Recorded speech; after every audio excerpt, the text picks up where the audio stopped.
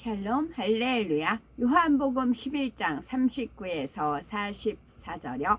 예수께서 이르시되 돌을 옮겨 놓으라 하시니 그 죽은 자의 누이 마르다가 이르되 주여 죽은 지 나흘이 되었음에 벌써 냄새가 나나이다. 예수께서 이르시되 내 말이 네가 믿으면 하나님의 영광을 보리라 하지 아니하였느냐 하시니 돌을 옮겨 놓으니 예수께서 눈을 들어 우러러 보시고 이르시되 아버지여 내 말을 들으신 것을 감사하나이다. 항상 내 말을 들으시는 줄을 내가 알았나이다. 그러나 이 말씀하옵는 것은 둘러선 무리를 위함이니 곧 아버지께서 나를 보내신 것을 그들로 믿게 하려 함이니이다. 이 말씀을 하시고 큰 소리로 나사로야 나오라 부르시니 죽은 자가 수족을 배로 동인 채로 나오는데 그 얼굴은 수건에 쌓였더라. 예수께서 이르시되 풀어 놓아 다니게 하라 하시니라. 아멘. 제목은 믿으면 하나님의 영광을 보리라 입니다. 요한복음 11장을 보면 죽은 지 나흘이나 되어 썩은 냄새가 나는 나사로를 하나님께서 살리십니다. 이는 예수님의 큰 권능과 나사로 가족의 믿음의 행함이 있었기 때문입니다. 오늘날도 나사로 가족처럼 참 믿음과 사랑을 소유하면 무엇이든 응답받아 하나님께 영광 돌릴 수 있습니다.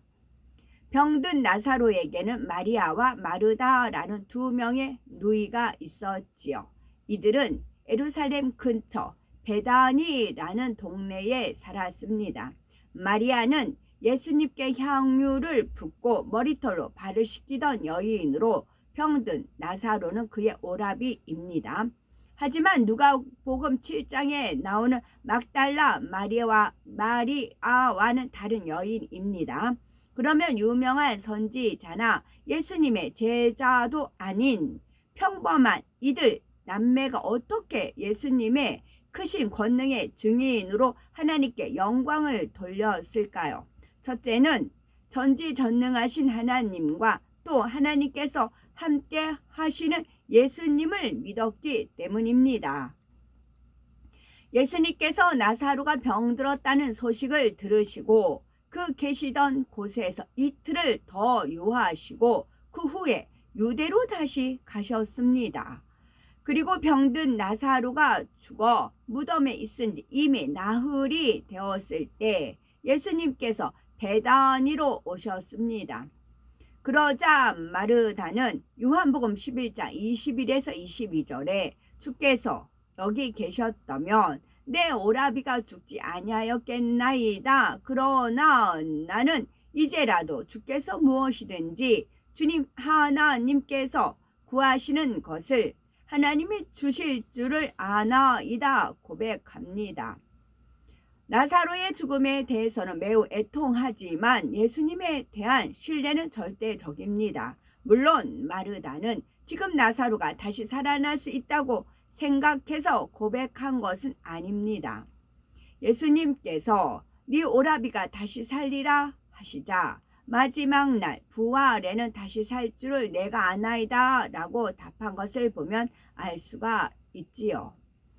마르다는 창세 이후 죽어서 썩은 냄새가 나는 사람이 다시 살아났다는 말을 들어본 적이 없습니다.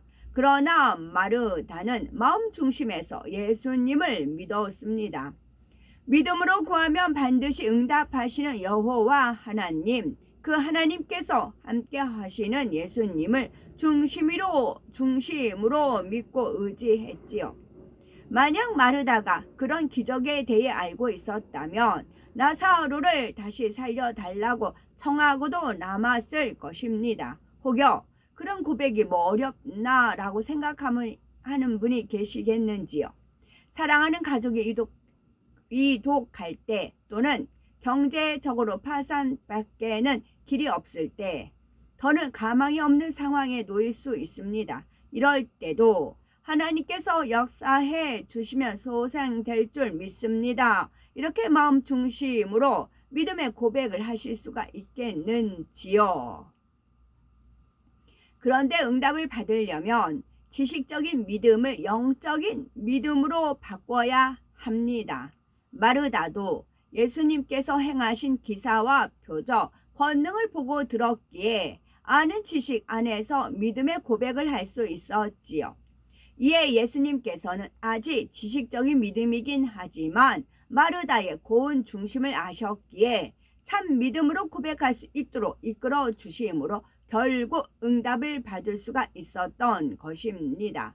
또한 마르다는 나사로가 다시 살아 무덤에서 나오는 체험을 통해 부활이요 생명이신 예수님, 하나님의 아들이신 예수님에 대한 견고한 믿음을 갖기에 이르렀습니다. 우리 주님께서는 오늘날도 우리를 이런 믿음으로 이끌어 오십니다. 어찌하든 우리에게 믿음을 심어주시고자 하시는 것이고요. 두 번째, 하나님을 사랑하고 하나님께서 보내신 분을 사랑해야 되는 겁니다. 요한복음 11장 3절을 보면 나사로의 누이들이 예수님께 사람을 보내어 기별을 합니다. 그런데 이때 주여 보시옵소서 사랑하시는 자가 병들었나이다 라고만 합니다. 이 짧은 한마디만 보아도 예수님과 그 가족이 얼마나 끈끈한 사랑으로 하나가 된 관계였는지, 한 가족처럼 얼마나 마음이 잘 통하는 사이였는지를 알 수가 있습니다. 두 자매는 전가를 보내는 이가 누구이고 지금 어떤 상황이고 어떻게 해 주시리라고 구구절절히 설명하지 않았습니다. 절친한 사이일수록 깊이 신뢰하는 관계일수록 여러 말 하지 않아도 상대의 마음을 헤아려서 원하는 것을 해줄 수가 있지요. 또 어려운 부탁을 한다 해도 하는 사람이나 부탁을 받은 사람이나 거리낌이 없습니다. 나사로의 가족이 예수님과의 바로 그런 관계였기 때문이지요. 이런 신뢰의 바탕은 바로 사랑이었습니다. 즉 평소에 쌓아온 사랑이 신뢰의 바탕이 되었고, 이 신뢰와 사랑이 있었기에 죽음이라는 문제도 능히 해결받을 수가 있었던 것입니다. 그렇다면 나사로와 그의 가족들은 평소에 예수님을 어떻게 사랑했을까요? 나사로의 누이 마리아가 예수님께 향유를 부어드린 행함이 그 사랑을 단적으로 보여줍니다.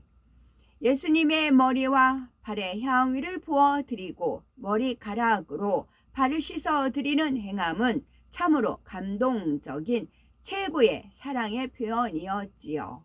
그런데 이런 표현이 하루아침에 나온 것은 아니었습니다. 평소에 예수님을 뜨겁게 사랑하고 극진히 섬겼기 때문에 나온 행함이었지요. 마리아와 그의 가족들은 예수님께 은혜를 받은 후 예수님을 위해서 무엇이든 해드리고 싶었습니다. 예수님은 하나님의 일을 이루시느냐고 잘 주무시지도 잘 잡수시지도 못하고 밤에도 기도하시기 위해 홀로 한적한 곳으로 가셨습니다. 이런 삶에 대한 예수님께서는 늘 이곳저곳을 돌아다니시며 고된 사역을 하셨지요. 이를 잘 아는 마리아와 가족들은 어떻게 하면 예수님을 평안하게 해드릴까? 어떻게 하면 예수님을 기쁘시게 해드릴까? 이런 마음이 간절했습니다. 이에 예수님께서 근처에 오시기만 하면 자신들의 집에서 모셔서 정성껏 공개하였지요. 누가복음 10장 38절에는 예수께서 한촌에 들어가심에 마르다라 이름하는 한 여자가 자기 집으로 영접하더라 라고 기록되어 있지요. 어떤 육적인 것을 기대해서가 아니었습니다. 그저 예수님을 너무 사랑하기에 영접했지요. 이들은 예수님을 하나님께로부터 오신 분으로 믿는 동시에 함께 하면 너무나 평안하고 행복한 가족처럼 따뜻한 사랑으로 섬겼습니다. 마리아와 가족들의 이런 고운 마음의 향이 우리 예수님께도 전달되었기에 예수님께서도 이 가족을 사랑하셨던 것입니다. 육의 사람도 상대가 너무 사랑스러우면 원하는 것을 다 들어주고 싶어 합니다. 성경의 예를 보면 세례 요한을 죽인 헤롯이 의붓 딸인 헤로디아의 딸이 춤을 추어서 기쁘게 하자 원한다면 나라의 절반까지 주겠노라 라고 말하지요. 에스더서를 보면 바사왕 아하수에로 역시 왕비인 에스더가 심히 사랑스러워 보이자 나라의 절반이라도 주겠다고 하지요. 비록 순간적인 감정에 이끌려 형솔이 말했을지언정 그 순간만큼은 무엇이나 주고 싶은 마음이 간절했던 것입니다. 하물며 사랑 자체이신 하나님은 어떠하실까요? 사랑하는 이들에게 얼마나 주고 싶어 하시겠습니까? 성경 곳곳을 보면 하나님께서 사랑으로 하나 된 이들에게 무엇이든지 원하는 대로 구하라 라고 거듭 말씀하고 계신 것을 알 수가 있습니다. 우리는 아버지 하나님과 끈끈한 사랑으로 하나가 되어 마음이 밝게 통함으로써 얼마나 많은 응답과 축복을 받았는지 살펴보고 아버지 하나님과 끈끈한 사랑으로 하나가 되어 마음이 밝게 교통함으로 넉넉히 응답받고 축복받는 복된 우리가 되셔야 되겠지요.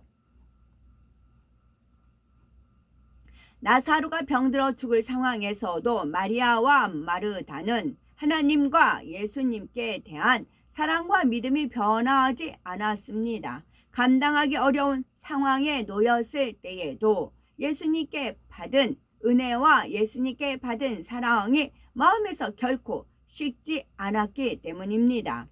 평소 마리아와 마르다, 나사로는 이런 고운 마음을 착실히 쌓아갔기에 절체절명의 순간에 오히려 하나님께 영광을 돌렸습니다. 또한 부활이요 생명이신 예수님을 당시의 많은 유대인들에게 알렸습니다. 이들의 행함이 성경에 기록이 되어 후대의 사람들에게까지 알려짐으로써 크게 영광을 돌렸습니다. 우리는 하나님께 은혜 받은 것을 늘 되새기셔야 되겠고 그 사랑과 신뢰를 결코 흐려서는 아니 됩니다. 하나님 공간 안에서 응답과 축복을 받아 하나님께 영광을 돌려나가고 또한 주님이 계신 새 예루살렘에 거해야 되겠고 아버지 하나님 주님을 사랑하고 신뢰하면 죄가 너무 미워져서 결코 버릴 수밖에 없는 것입니다. 우리는 사랑을 바탕으로 한 믿음이 더 견고해져서 우리 모두가 진정 믿으심으로 하나님의 영광을 항상 보게 되는 복된 우리가 되셔야 되겠습니다. 아멘.